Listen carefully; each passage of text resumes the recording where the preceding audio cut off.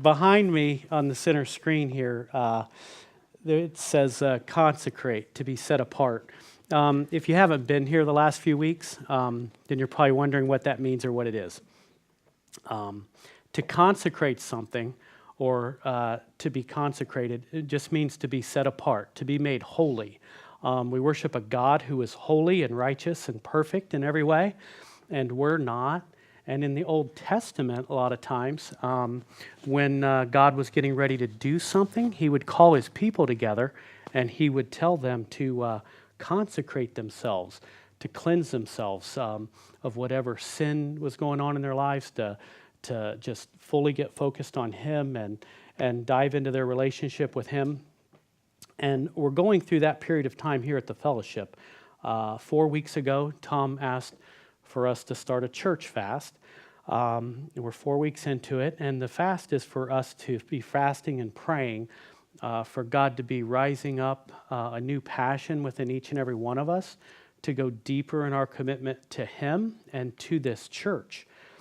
We completed a 4-week study on Daniel, the book of Daniel, where we were looking at how Daniel and his friends were faithful. That study was on faithfulness.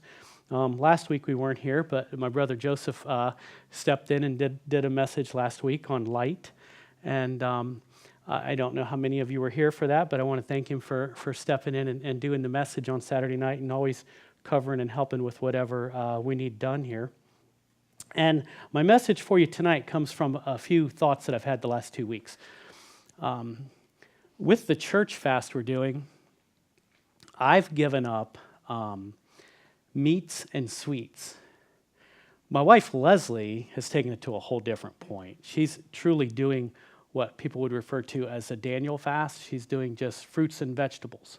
Fruits, vegetables, and water is all she's eating. I don't know how she's surviving on that, but that is truly all she's eating. I'm still doing cheese, bread, eggs, things that I can do, but I've given up meats and sweets. And the hardest part of both of those is the sweets. For those of you who know me really well, you know that my biggest food group, and I do consider it a food group, is Snicker bars, Oreos, Reese Cups, ice cream, potato chips, donuts. Man, I have donuts every morning, literally. So, yeah, very tempting having those Krispy Kremes out there. So what I've noticed in that is just how much temptation that I've had in the last couple weeks from this fast. 2 weeks ago, I go to the job that we're working on, and I walk in there in the morning, and I'm with my brother Dan and my friend Dan Lanham. And the lady we're working for walks downstairs, and she's got a plate with 6 big, huge cinnamon rolls with a bunch of icing all melted, just rolling off them. She goes, "I made these for you guys." I'm like, crap. I can't eat any. Now, my brother Dan and my friend Dan Lanham sure didn't care much about it. They each grab one. They're just like eating in front of me. They're like, "Man, these are good." And I'm like, that's all cool. There's icing like running down their chins. And so they each ate 3, and they were all gone. It's like 3 days later, she comes back downstairs, and she's got this pan of like mini cupcakes, like the small cupcakes that are just perfect for just one whole bite. And there must be like, I don't know, there's 2 dozen of them or something. I'm not exaggerating, but there's like 2 dozen. She goes, "I made these for you guys." So they ate all those too. And then just 2 days ago, we go there, and she comes down with this breakfast, I don't know what to call it, breakfast crumb cake thing, I don't know. But anyway, my thoughts are this. It was good, is all Dan's going to say, whatever it was. But, all I can say is, in the last 10 years, I haven't had that happen 3 times in 10 years of going to people's houses. And it's happened 3 times in 10 days. While I'm doing this fast. And I'm just seeing all this stuff all around. And like my daughters, like Macy isn't doing this fast. So, Macy still has Oreos and, ice cream and stuff at home. And just last night, I about had a heart attack. Macy, this is a thing that we've had going on for years. Macy will always buy a a chocolate Frosty at Wendy's, and she'll eat about half of it, and she'll put it in the freezer. She'll go to bed. I'll get up at 1 o'clock in the morning. I'll eat the other half, and I'll throw it in the trash. We both know it's going to happen. She never says anything to me the next day. I never say anything to her. It's happened 50 times. Sure enough, 2 nights ago, she eats half the Frosty and puts it in the freezer. So for 2 nights, I keep waking up every hour on the hour. I'm like, I know that Frosty's out there. And then last night, Leslie threw it away. Like, how do you throw away a half of Frosty? So the temptation is all around. And that led me to this thought, where I'm going with my message tonight. God spoke to me this week and said, fast or no fast, the temptation of things is all around you all the time, Brent. You're not noticing it so much. You're only noticing it in this fast because you've given these specific things up that you really enjoy and want. So you're seeing them all the time.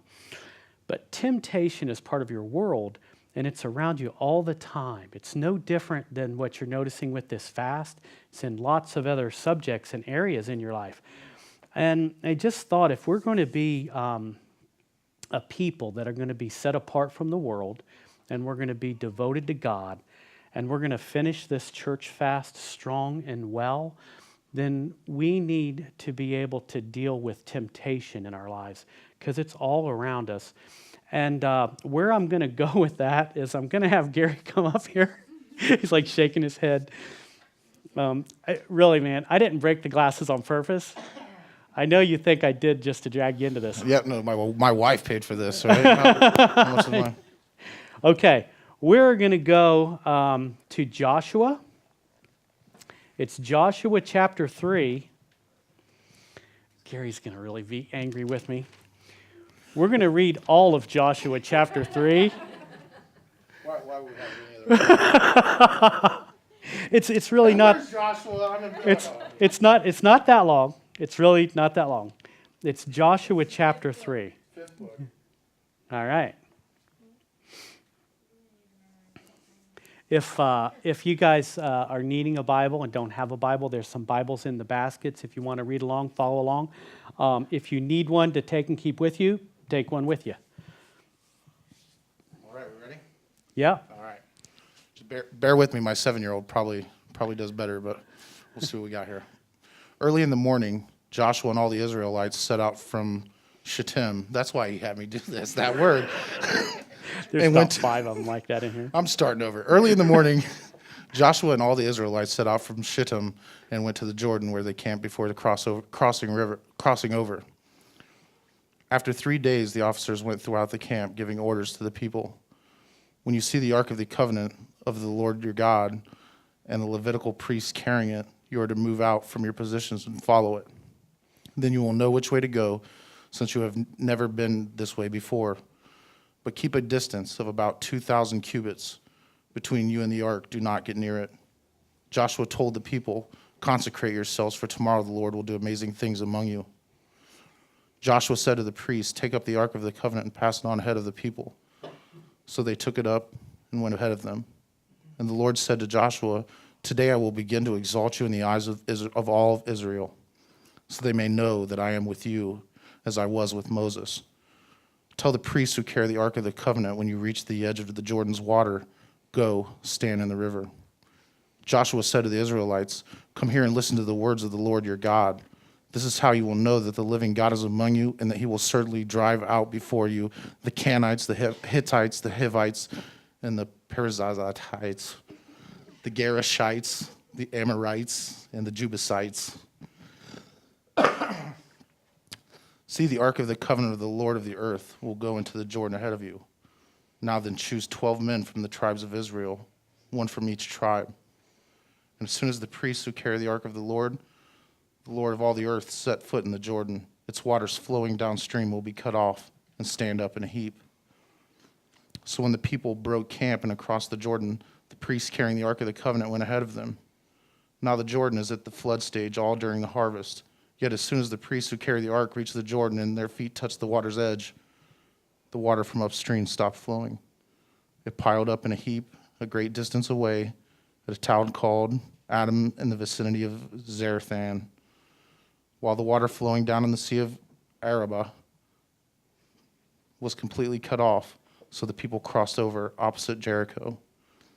The priests who carried the Ark of the Covenant of the Lord stopped in the middle of the Jordan and stood on dry ground, while all Israel passed by until the whole nation had completed the crossing on dry ground. Amen. Thank you, Gary. Good job, brother. I think Gary should read scripture every week. That might be our new thing. Man, I love this. I am a huge, big Old Testament guy. I love all of this about this.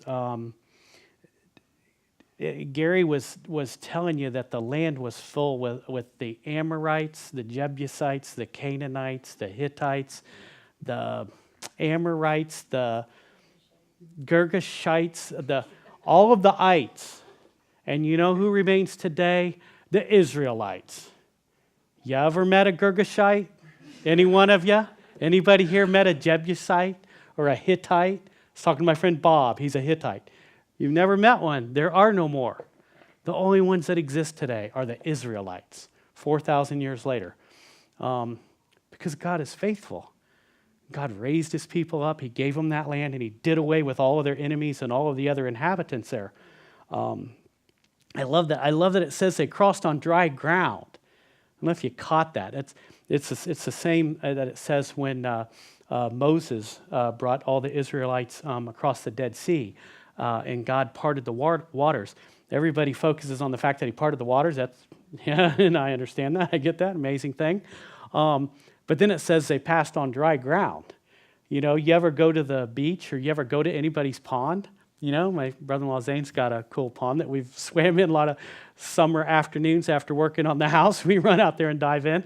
But you know what it is like around the edges? It's a little mushy, you know, because it's underwater. So God not only parts the waters, but he turned the ground dry so they could pass on it without having any trouble. I love all of that. And what I take from this, two things that we can take from this today as part of this message. The first thing is that God went first. They chose one man from each of the 12 tribes of Israel. And we're talking about a huge groupings of people here. There's 2-3 million people here. You know, there's just people and livestock and everything everywhere. And they took one man from each of the 12 tribes of Israel to carry the Ark of the Covenant, which in the Ark was the tablets that Moses had gotten on Mount Sinai with the 10 Commandments, and God's presence was with the Ark when they were in the desert.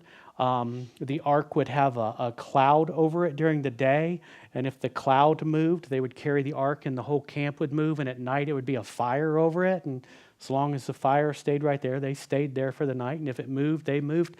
So that was God's holy presence, and they carried the Ark down through the middle of this huge, sea of people, and everybody just stepped back, and everybody just watched in awe and wonder as the Ark went forward. And the Ark went first, and the Ark went, and when the men stepped into the water with the Ark, the waters parted. And I think that's a cool thing for us to take today. One of the messages for today is that God went first. Joshua was standing on this side of the Jordan River, and on the other side's the promised land. Anybody hear what I'm saying? You ever been on a huge journey trying to get somewhere or accomplish something, and you get so close you can see it? He can see it. He can see the other side of the river. But he does, I'd be tempted just to jump in and start swimming.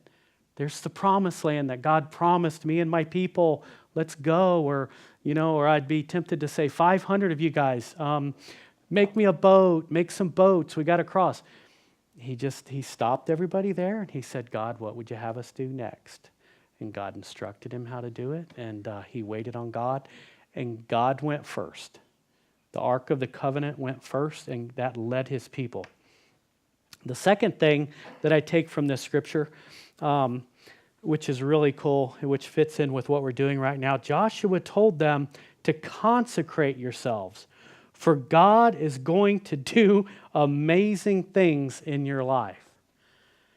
He told the people, the next day they were going to cross, he told the people to go consecrate themselves. Go cleanse yourselves of any unholiness going on in your life. Get on your knees before the Lord. Be in prayer, fast tonight, whatever it takes. Be devoted to God and cleanse yourself. Do not attempt to cross the Jordan River into the promised land with something going on in your life that's keeping you from God. Anything that's not right between you and God needs to be dealt with tonight, because tomorrow we're going across the river. It might, the whole scripture that we just read might seem to you that it doesn't quite fit the beginning of my message. You know, I began talking to you about temptation, and now I'm talking to you about crossing the Jordan River and into the promised land. Hopefully I'm going to be able to tie that all together. But I want to talk to you. I want to get right back to talking to you about temptation. And I hope this all makes sense to you here in a minute. We have this temptation in our lives. And the analogy that I want to use for that today is that of a fisherman. You know, those of you who know me well know that I'm not a fisherman, all right? And y'all know that I'm just a city guy, and I don't hunt or fish. I've fished a couple times in my life. I've gone with my brother Rick and sat out by a lake or a pond all night long. To me, it was just hanging out with my brother all night. Now, to my brother Rick, it was something entirely different. He's a serious fisherman. I don't even own a fishing pole, and I never have. He's got like 6 of them, He's got different poles for different lakes, and he's got the box with all the stuff in it, and he goes and he gets bait and everything. The tackle box, yeah, it's got all his hooks and lures and stuff. Yeah, he's got all that stuff, and he knows what times of day to use what, and he has different baits, and he's serious about it. I just show up. I got nothing. You know what I mean? But I know he'll have 2 poles. So to me, it's just hanging out with him. To him, it's something different. But I do know this. For every serious fisherman, they do the same thing. They bait their hook, and they cast it out there, and then they wait. And they're just patient. And they wait, and they wait, in the hopes of the bait that they've got on there is going to lure a fish up until the fish takes that bait and they got him on the hook, and then they're theirs, and they reel him in. And I believe Satan works the same way. It works the exact same way with him, and he's a fisherman. And I'm going to get my fishing pole out here and talk to you a little bit about how I see it working in our lives. Satan comes to us each day, and Dewey's probably worried about me. He's getting ready to duck. He knows if I really try to do something here, we're all in trouble. All right. Every day, Satan comes at us with some form of attack and temptation. These are some of the ones that I know in my life he's come at with me with. And hopefully this will turn around and stay there where you can read it. How about fame? Anybody here ever been tempted by fame? Fame or recognition? That's wanting to be somebody important.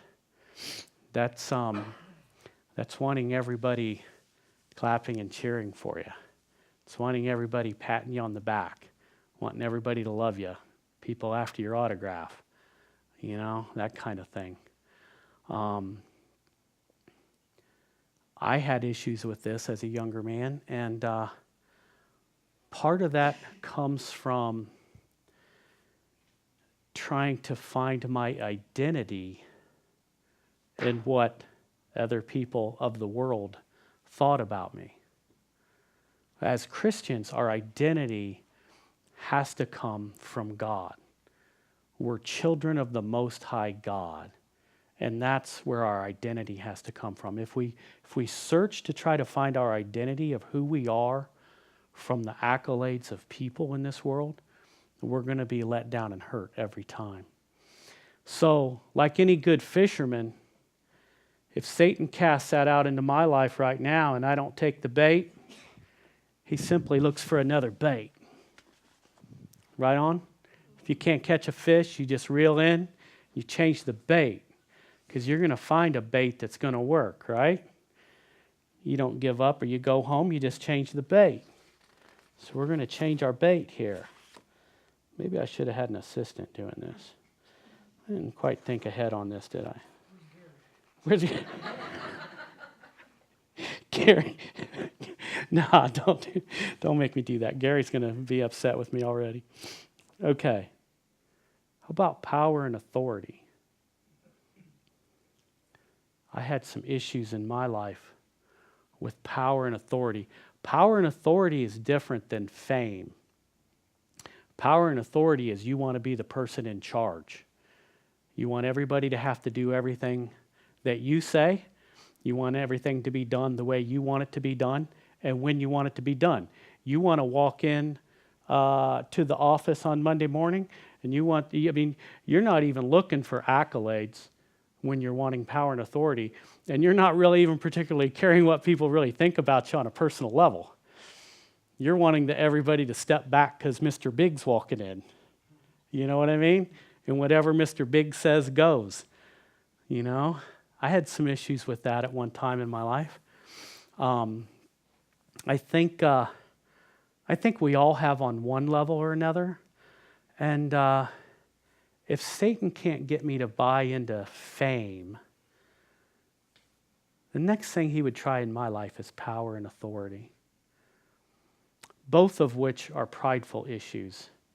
And I've shared with you guys before that pride has been a bad part of my life in the past. I'm just going to get rid of those. Let's say he doesn't get me with either one of those. In my life, I know what he would try next.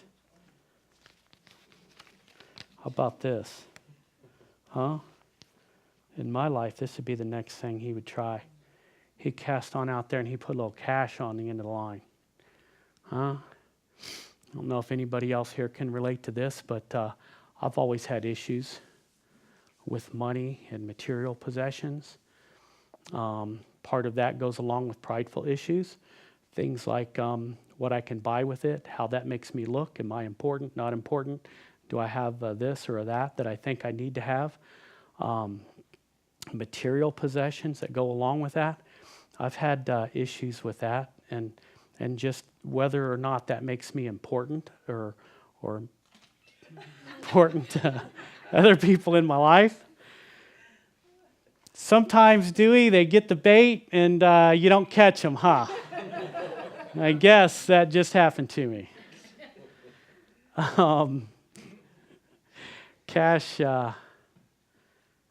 Cash definitely in the past has been a thing. Money and material possessions that has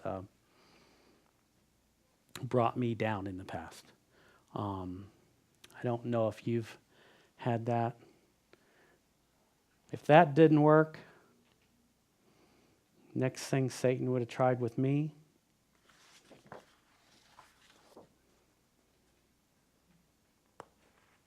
and would try with me, he'd bait up with something to make me feel good.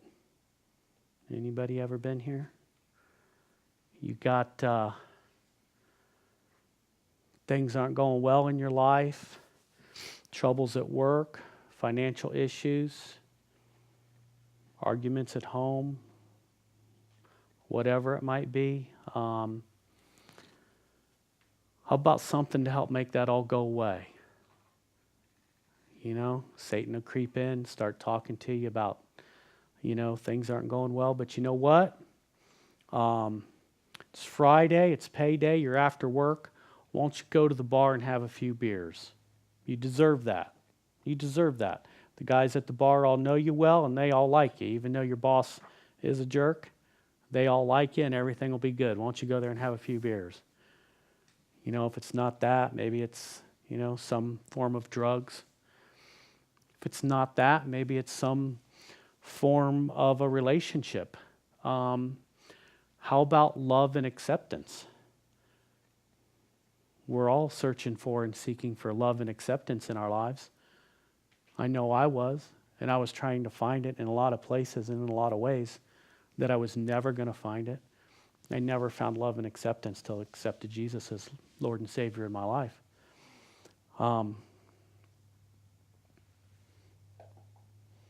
This one you might not think as a temptation, but I think it's the biggest problem we all deal with. Doubt and fear.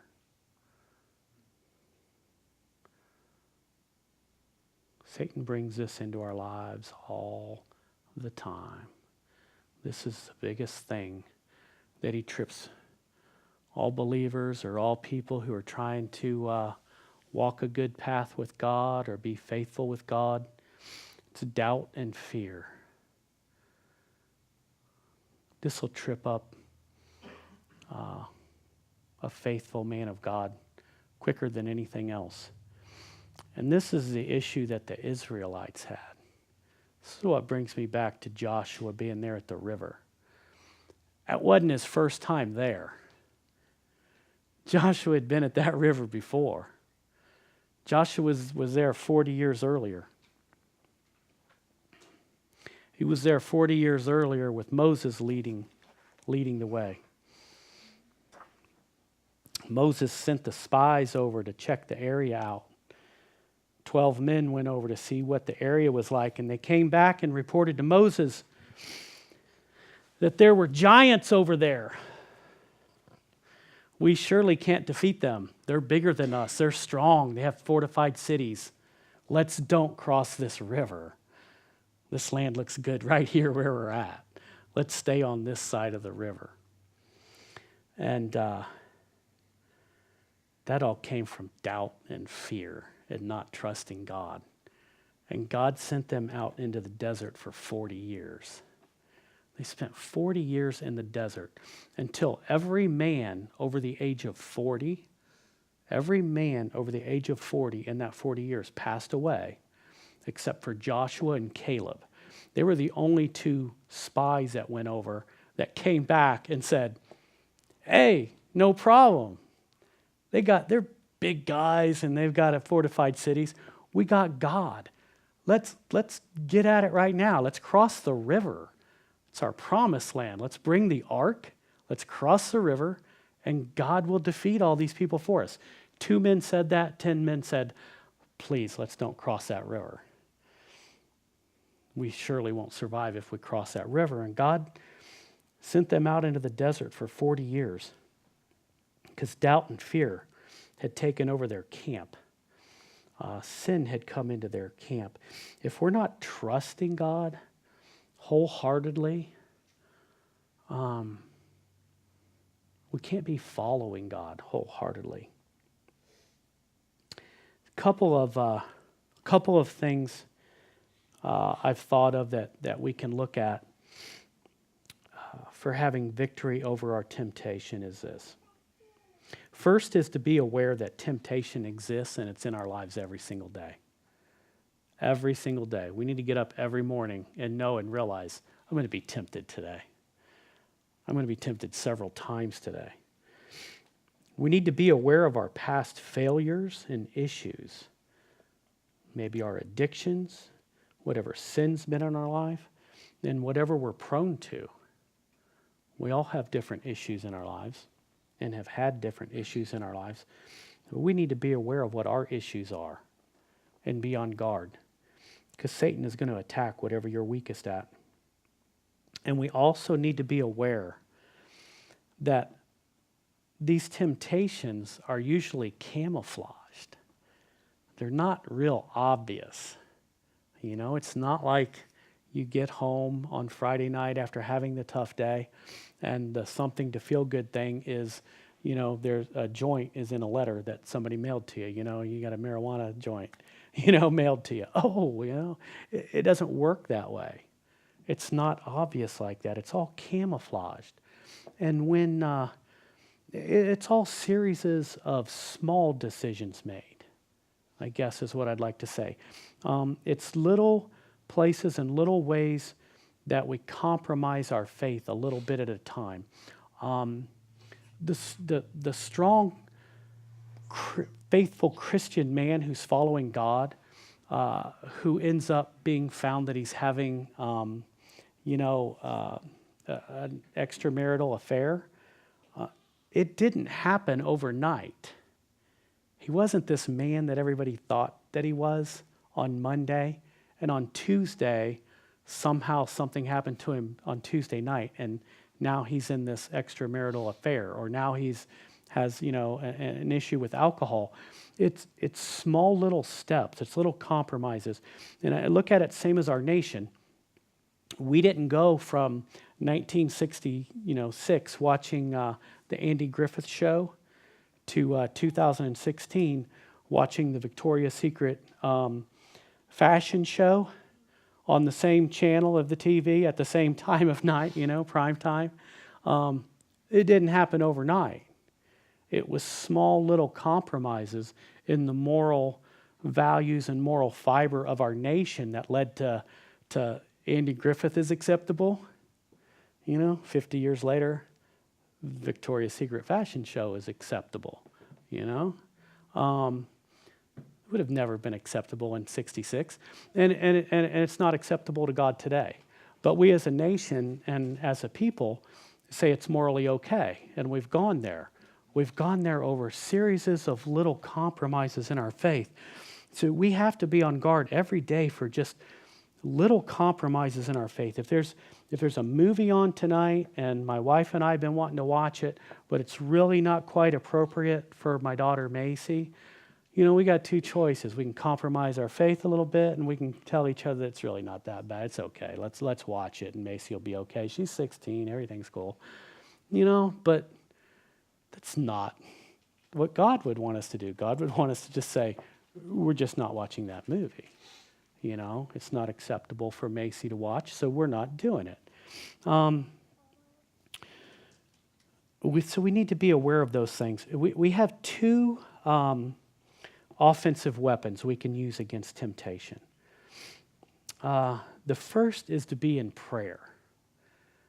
We have to be in prayer every day about everything that we're doing in our lives, our workplaces, our home life, our family. We have to be in prayer every day. If you're married, be in prayer with your spouse. My wife and I pray together all the time. I don't know if it's we do every day to some extent, but we've had times where we literally have gotten on our knees in our bedroom, and we've been there for an hour and a half, because that was what was needed that time for whatever things were going on in our lives. I'd pray for a while, she'd pray for a while. I'd pray for a while, she'd pray for a while. Be in prayer. The second is to be in the Word. God's Word is our most powerful weapon against Satan and temptation. The first three temptations that I held up there, the fame, power, and authority, money, material possessions. If that all sounds familiar to you, that's how Satan tempted Jesus when he began his ministry, and he spent 40 days in the desert fasting. Jesus came to him and tempted him with fame, fortune, material possessions, power, and authority. And Jesus rebuked him using God's word. And it says the devil fled from him. We have that same power using God's word. If we're not trusting in God's word, then we're not trusting in God. We need to be a people that believe every word that God has given us here. We need to be a people that believe in every promise that's in here. We need to be a people that are resting on those promises and being grounded in our faith in God's word. Jeremiah 29:11, scripture we use all the time at home. God says, I know the plans I have for you, declares the Lord. Plans for good and not for evil, plans to prosper you and to give you hope and a future. We hang our hats on that. We have a God that loves us and wants good things for us. Philippians 4:13 tells us, I can do all things through Christ who strengthens me. We have to be grounded in our faith and grounded in God's word. The Israelites fell short when they went to the Jordan the first time because of doubt and fear. They didn't believe that God could take care of the giants on the other side of the river.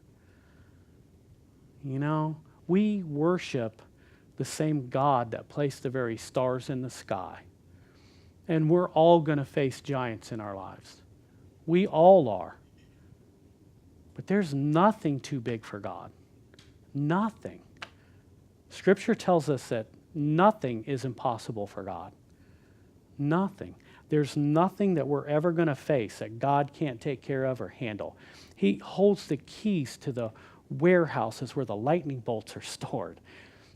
We have this amazing Father in heaven who is all powerful and all knowing, who created all of the universes in the sky.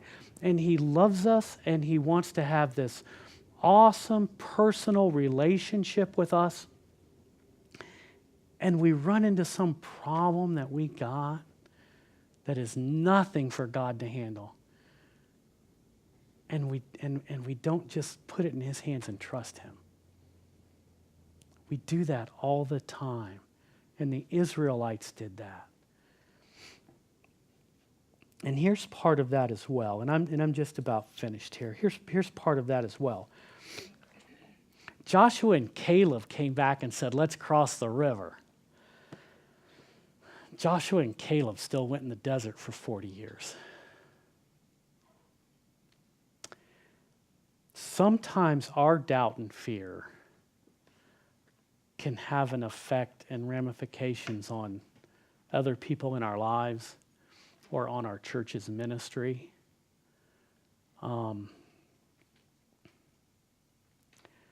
God only asks one thing of us. We think that he wants us to accomplish some great feat or do something special for him. He just asks us to trust him. He really does. He wants us to be faithful to him and to trust him. And we as a people tend to fall short of that. And that's what this time that we're going through here at the church is really all about. It's all a trust thing. It really is. Our faith is all about that.